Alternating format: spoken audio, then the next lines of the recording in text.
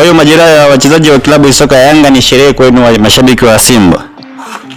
Yaani ikiwezekana Diarra akae benchi kabisa, kwa sababu Diarra mchawi mosi ile jamaa anatuumiza sana mashabiki wa Simba. Yaani kwangu mimi ndio nanyima usingizi Diarra. Amekaa benchi hata miezi miwili mfululizo, sio wiki mbili, miezi miwili.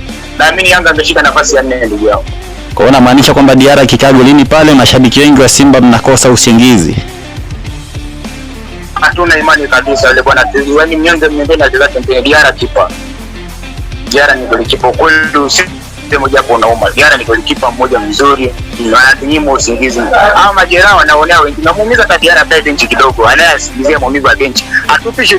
Kwa kifupi Yanga wanasema ni kikosi kipana, lakini ni maneno ya kwenye kanga kwa sababu wameshua power. Naweza nikasema hivi kimchezo zaidi kwa sababu tayari viongozi wachezaji kama Dickson Jobu na baada ya wengine ambao ni injured wamesababisha kikosi cha Yanga kimezidi kuwa dhaifu mno kuliko tunavyokifahamu. Kwa hiyo wasipochanga karata zao zaidi na kuwa bora kuliko tunavyofahamu, basi naamini watakuwa ni wenye kupoteza michezo inayokuja zaidi na zaidi, au hata kuendelea kutoa sare, au wataingia katika mfumo wa kukuza kocha na mengine watajitokeza ndani ya kikosi cha Yanga.